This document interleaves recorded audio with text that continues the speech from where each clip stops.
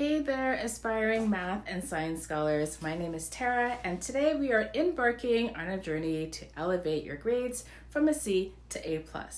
So if you've ever wondered how to turn the tide and conquer math and science, then you're in the right place. So if you're ready to transform your academic performance, then let's get started. Okay, so before we dive into the strategies for improving your grades, let's talk about why this transformation matters. Okay, so confidence is again going to be usually one of the first things that students really notice in themselves once their grades start improving. Achieving higher grades can make you feel more capable and motivated to tackle new challenges.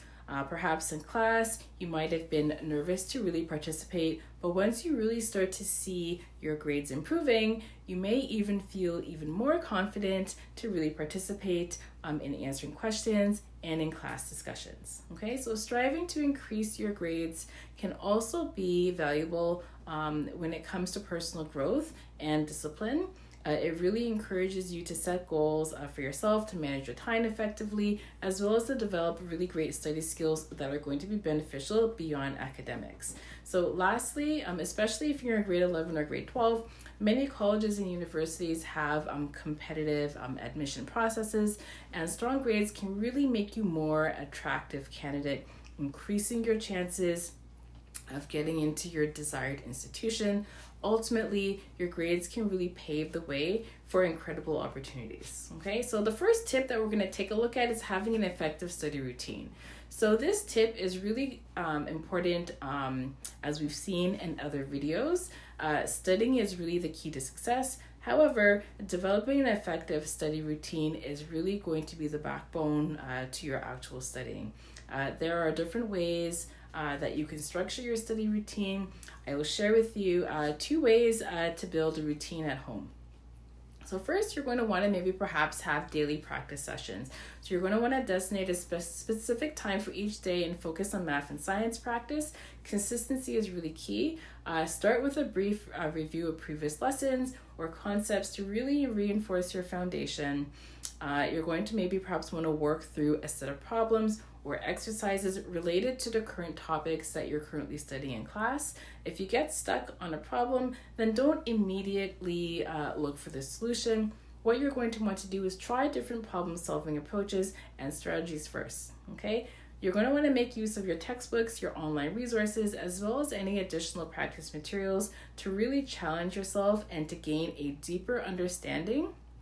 Periodically, you're going to want to review and revise earlier topics to prevent forgetting, okay? You're then going to have weekly study blocks, which includes setting aside longer dedicated study blocks for each week for math and science subjects. You're going to want to create a study schedule that really outlines what topics you're covering during each session. During these study blocks, you want to dive deep into the subjects deeply. Review your class notes, your textbooks, any supplementary materials that you may have, maybe perhaps try solving more complex problems, or even engaging in hands-on experiments for science subjects.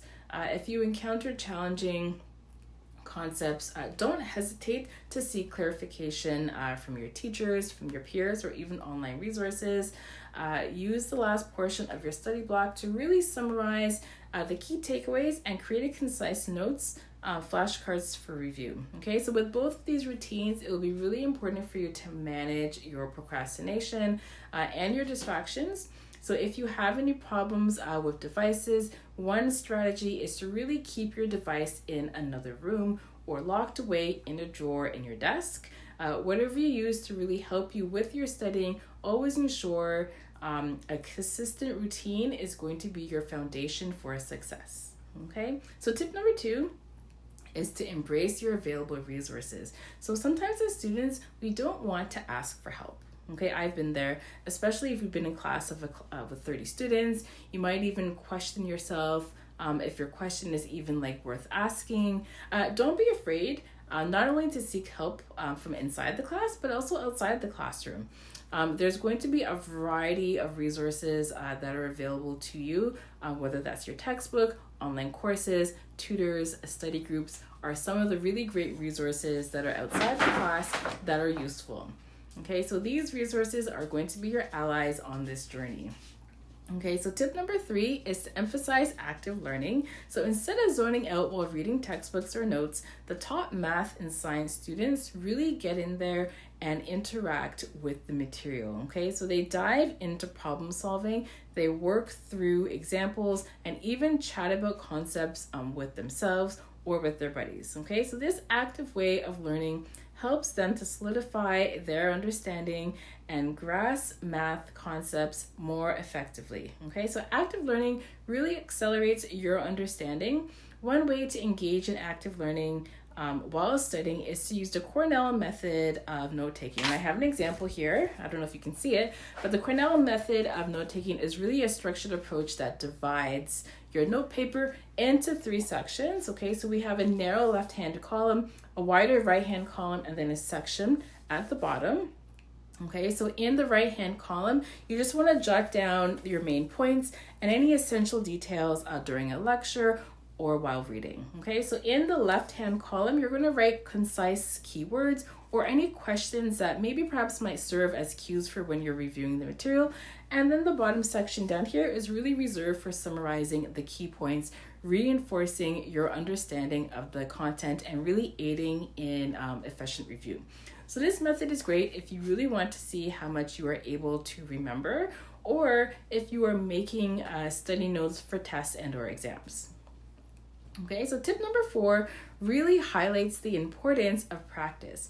I remember as a child, my parents really reminding me to practice, whether it was for piano lessons, for public speaking, or even my math homework. And while practice is key and often the path for mastery, it's really important that your practicing is going to help you to make progress, okay? So as students, we all want to do our best.